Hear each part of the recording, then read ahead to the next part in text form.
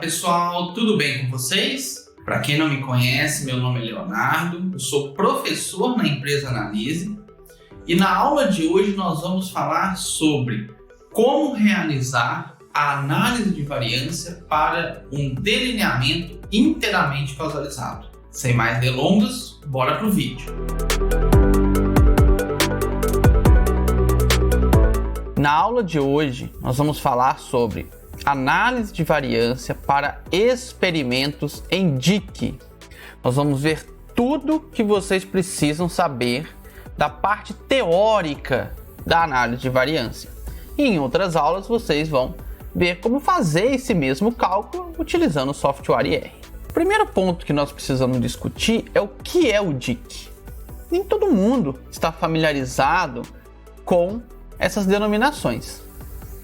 Então, o primeiro ponto, o DIC é o delineamento inteiramente causalizado, que é o delineamento mais simples, que nada mais é que trata-se de um experimento em que os dados não são pré-separados ou classificados em categorias, que são chamadas de blocos.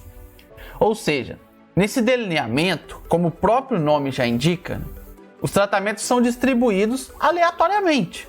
Você tem uma área experimental e você distribui todos os seus tratamentos de forma aleatória dentro da sua área. E cada tratamento, nós chamamos de unidade experimental ou também parcelas experimentais. Esse experimento ele é recomendado quando você vai conduzir sobre condições controladas e homogêneas. Por quê? Porque o DIC ele contém apenas dois princípios básicos da experimentação, que é a repetição e a casualização. Então, como ele não tem o controle local, ou seja, a divisão em blocos, a sua área precisa ser extremamente homogênea. Então ele é muito indicado para experimentos de laboratório, experimentos de casa de vegetação, quando as casas de vegetação, a casa de vegetação que você vai trabalhar, ela tem um sistema controlado de temperatura, de umidade, às vezes algumas têm até gás carbônico, todas aquelas coisas. Também não precisa de tanto, mas tem que ter um controle interessante. Não é querer montar um DIC numa casa de vegetação onde parte do vidro está quebrado, parte não está, ou onde tem uma sombra, em outro local não tem, tá?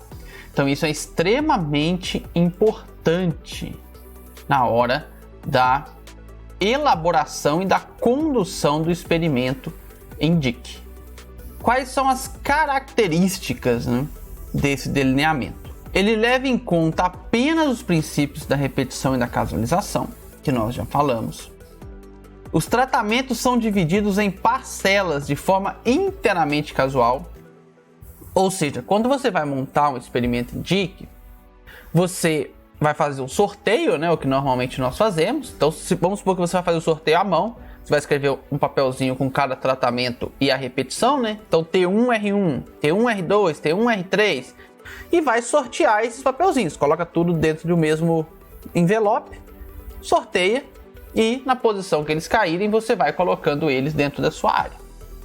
Simples assim, não tem nenhum segredo montar o DIC. Ele exige que o material experimental seja semelhante e que as condições de estudo sejam completamente uniformes. Ou seja, pessoal, isso aqui é importante. Além das condições serem uniformes, isso nós já discutimos, o material experimental precisa ser semelhante. Ou seja, se eu tenho 4 repetições do tratamento 1, essas 4 repetições precisam ser semelhantes. Não vão ser iguais, é claro que não vai obter o mesmo resultado em todas as repetições, mas eles precisam se comportar de forma semelhante. Eu não posso ter uma repetição onde na variável x ela vai ter 20 e a outra repetição para essa mesma variável x vai ter 50. Elas têm que caminhar juntas. Então isso também é outro vamos dizer, outra característica e também um pouco de complicador, né, para o uso do DIC. Porque às vezes conseguir material experimental semelhante não é uma coisa tão simples. Eu sou da área de agrárias e trabalhamos muito com sementes. E semente, às vezes, é da mesma planta, mas o comportamento delas é completamente diferente. Isso, né, em alguns casos, até atrapalha um pouco os experimentos, né, porque a gente está embutindo um erro experimental ali que é difícil de corrigir, né, porque eu não tenho como também, dependendo da planta, conseguir sementes iguais, semelhantes, né, sementes semelhantes. Sementes são bem divergentes, na verdade. E isso inclui um grande erro dentro do meu experimento, se eu não tomar as devidas precauções. Próximo ponto é que os aspectos que devem ser considerados na semelhança entre as unidades experimentais são aqueles que interferem nas respostas das mesmas aos tratamentos. Então, aqui nós estamos falando do DIC normal, onde eu só tenho tratamento, mas, por exemplo, eu posso fazer um arranjo fatorial em DIC. E aí os efeitos que serão avaliados dentro do fatorial têm que ser efeitos, né, que tem uma interferência aí na resposta dos tratamentos. Não adianta eu tentar avaliar efeitos que não vão influenciar em nada, né? Sei lá, estou trabalhando com uma certa cultura e eu quero avaliar o teor de CO2 na área. E talvez teor de CO2 não faz influência nenhuma, né? Aí eu monto uma parte com um certo teor, monto outra parte com certo teor e no final não tem diferença. Então isso são coisas que nós temos que tomar cuidado também na hora de montar o experimento. Se realmente o que nós estamos avaliando vai influenciar naqueles tratamentos. Para que a gente não perca tempo, né, montando experimento que não chega a lugar nenhum. Ele geralmente é mais utilizado em experimentos nas quais as condições experimentais podem ser bastante controladas. Por exemplo, laboratório. Já falamos sobre isso também. Esse delineamento também é recomendado em situações onde se corre risco de perder repetições durante o experimento. Então, uma vantagem também em relação ao DIC é que a perda de repetições não interfere tanto no resultado final, né? Então você pode perder repetições e continuar aí trabalhando em DIC sem nenhum problema, sem aquela preocupação, né, no quanto que essa perda vai influenciar no resultado final. Quais são as vantagens do DIC? O número de graus de liberdade para o erro ele é máximo. Vocês vão ver nas próximas aulas, né, nessa aula e na próxima aula, sobre a análise de variância, né, que é o grande objetivo das nossas aulas. E vocês vão verificar que o mesmo experimento montado em DIC e montado nos outros delineamentos, à medida que eu vou para delineamentos mais complexos, um grande problema é que eu perco o grau de liberdade do resíduo. Então é por isso que nós falamos que o grau de liberdade aqui no DIC, ele é o valor máximo daquele experimento. Ok? E isso é muito bom. E vocês vão saber por que mais à frente. O número de tratamentos e de repetições depende apenas do número de parcelas experimentais disponíveis. Esse é outro fator bem interessante. No DIC, se a sua área experimental comportar, né, você pode colocar a quantidade de tratamento e de repetições que você quiser. Não tem nenhum ponto, né, onde você tenha que restringir número de tratamento, número de repetição. Isso acaba não existindo dentro do DIC, que acontece com mais frequência nos outros delineamentos. E é o delineamento mais simples de ser instalado e conduzido. Como vocês viram, eu tenho uma área experimental, faço o sorteio de todos os meus tratamentos e jogo dentro daquela área experimental. Simples assim. Desvantagens. Bom, a primeira desvantagem é que existe homogeneidade total das condições experimentais. Essa é uma grande desvantagem. Por quê?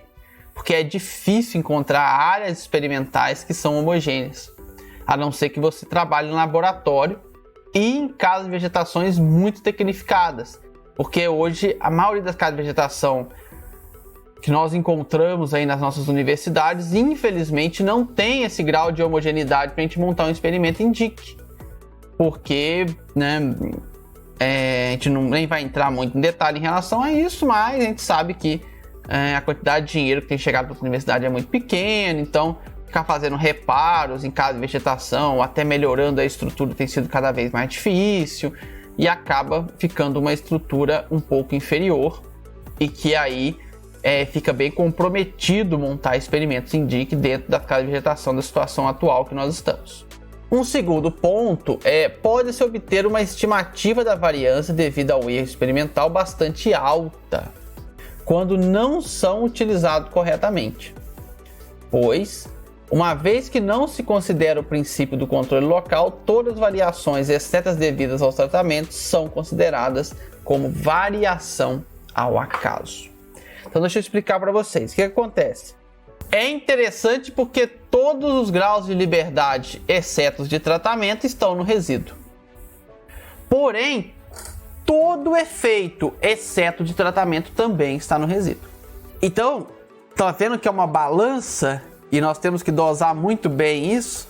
Se eu não tenho uma área extremamente homogênea, eu aumento muito o erro experimental. No momento que eu aumento esse erro experimental, vocês vão ver na sequência que isso é muito prejudicial às análises estatísticas. E isso provavelmente vai fazer com que nós não tenhamos diferença estatística entre os tratamentos. Então, gente, o recado que eu deixo para vocês é o seguinte: quer trabalhar em DIC? Garanta que a sua área experimental é homogênea. Não faça nas coxas, não faça mais ou menos. Se você não pode garantir, Léo, minha área experimental não posso garantir, tem esse problema X, problema Y, monta em outro delineamento. Não usa o DIC. Mas se você tem oportunidade de usar o DIC, eu recomendo, porque ele é muito mais simples, muito mais fácil aí a utilização do DIC. Então vamos para o nosso exemplo, né? Suponhamos um experimento fictício de produtividade em soja, em que se avaliaram 3 variedades de soja, variedade A, variedade B e variedade C, com 2 repetições distribuídos na área experimental sobre o delineamento inteiramente causalizado, o DIC. E os dados referentes à produtividade são apresentados na tabela abaixo. Então eu tenho aqui a variedade A, B e C e a repetição 1 e 2. Então, variável A teve 70 na repetição 1, 75 na repetição 2. A variedade B, 63 na repetição 1, 61 na repetição 2. E a variedade C, 68 na repetição 1 e 64 na repetição 2. Então nós vamos pegar esses dados e primeiro nós vamos calcular o grau de liberdade. Pessoal, nós vamos fazer uma aula apenas falando sobre graus de liberdade. Talvez, no momento que você está assistindo essa aula, você já até assistiu a aula explicando sobre graus de liberdade. Aqui nós vamos trabalhar da forma normal, né, que se trabalha dentro da estatística, como sendo o grau de liberdade do tratamento é o número de tratamento menos 1. Então, se nós temos 3 tratamentos, o grau de liberdade é 3 menos 1, que é igual a 2. O grau de liberdade total, ele é o número de parcelas experimentais menos 1. Então, se eu tenho 6 parcelas experimentais, que é o que nós vimos aqui, né? Tenho 2 repetições, 3 variedades, 2 vezes 3, 6. Não perdi nenhuma repetição, porque se eu tivesse perdido, eu ia perder grau de liberdade. Então, eu tenho 6 menos 1 igual a 5. Então, grau de liberdade de tratamento, número de tratamento menos 1. 3 menos 1 igual a 2. Grau de liberdade total, número de parcelas experimentais menos 1. Eu tenho 6 parcelas menos 1 igual a 5. Grau de liberdade do resíduo, ele é o grau de liberdade total menos o grau de liberdade de tratamento. Então, 5 menos 2 igual a 3. Então, já calculamos o grau de liberdade da nossa análise de variância, de forma bem simples. Agora nós vamos calcular a soma de quadrado. A soma de quadrado, tanto de tratamento quanto total, ela é uma fórmula menos uma correção. Como que calcula essa correção? A correção ela é o somatório de x e j ou 6, o I é o tratamento, o J é a repetição, então de X no tratamento I na repetição J, elevado ao quadrado, dividido por N, que é o número de parcelas experimentais.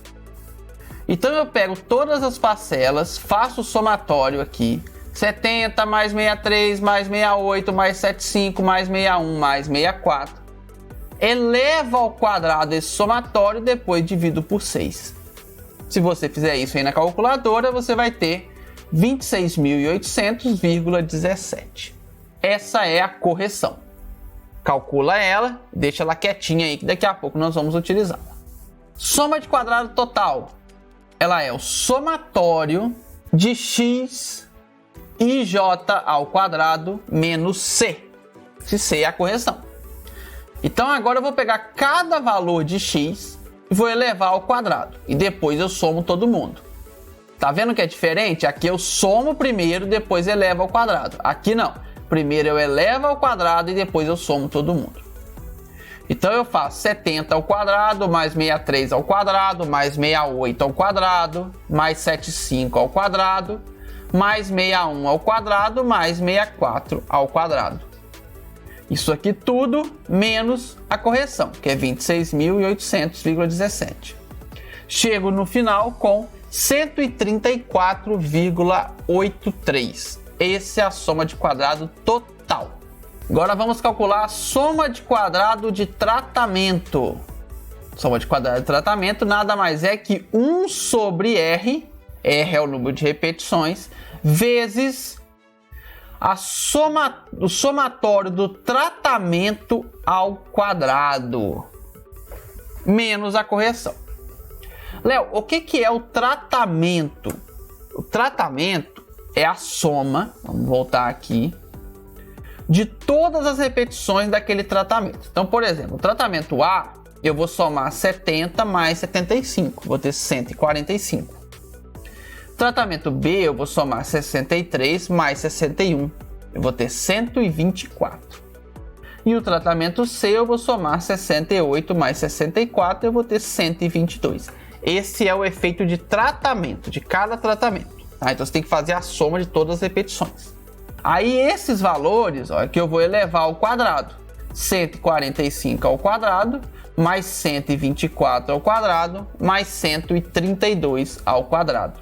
Depois que eu elevar ao quadrado, eu somo todo mundo e divido pelo número de repetições, que no nosso caso é 2.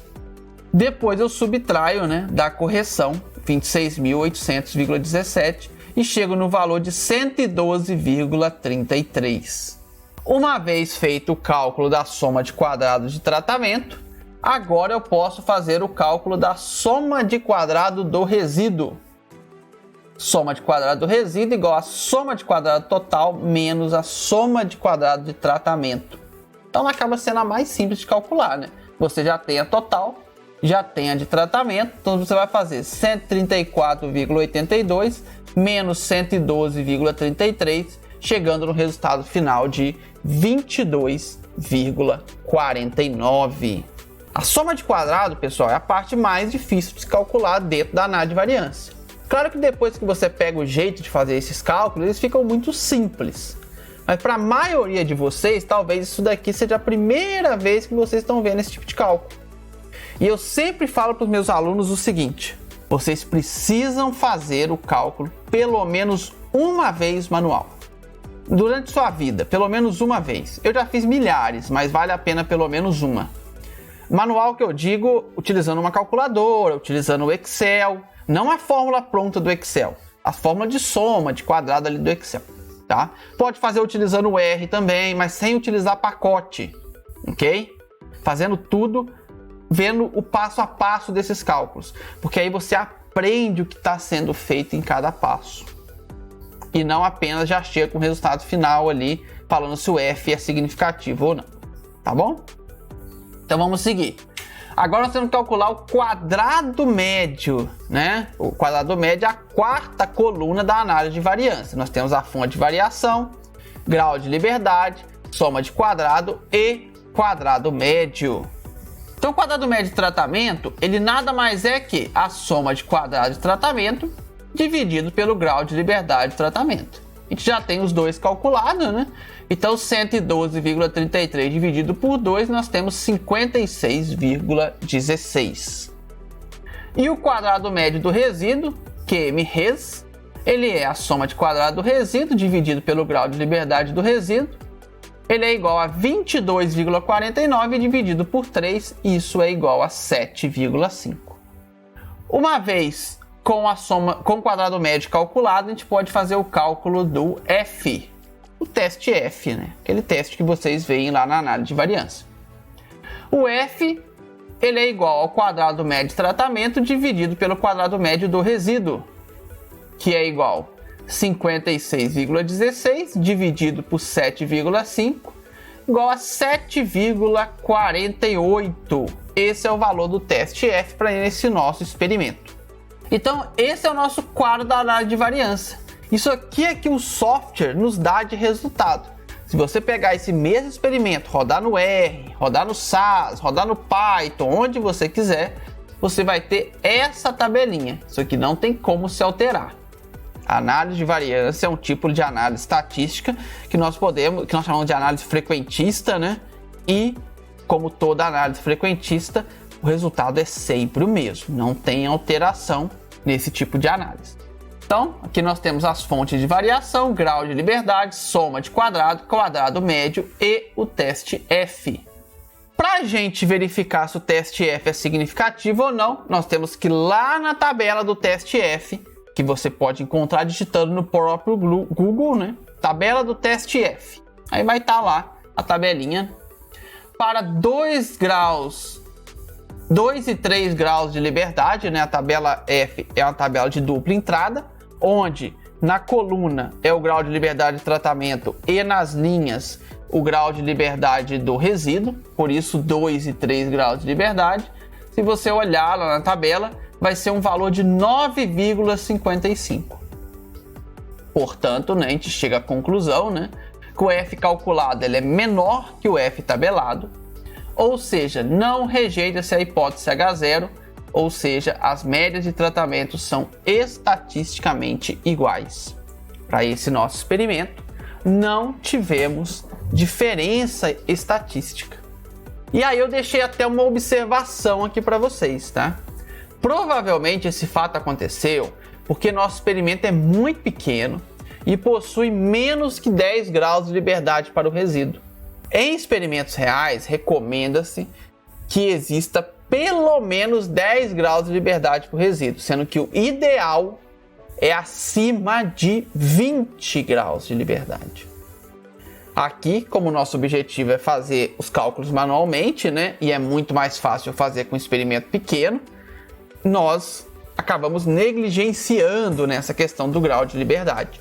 Mas quando você for montar um experimento real, não se esqueça desse detalhe, tá? De trabalhar com um número de repetições que vai te garantir no mínimo 10 graus de liberdade para o resíduo. Aqui o nosso experimento é pequeno demais, eu precisaria ter pelo menos 5 tratamentos e 3 repetições para eu ter 10 graus de liberdade no resíduo. Por quê? 5 tratamentos, então grau de liberdade de tratamento, 5 menos 1, 4. Grau de liberdade total seria 5 tratamentos vezes 3 repetições, dá 15, né? Menos 1, 14.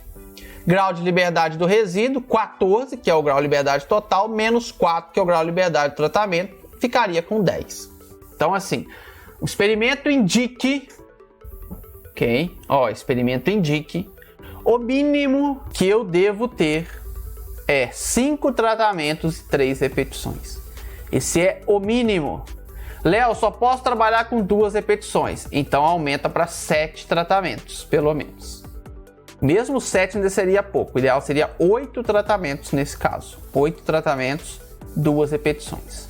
Porque 8 nós teríamos 16, então teríamos 15, ainda seria pouco ainda, o ideal seria 9 na verdade.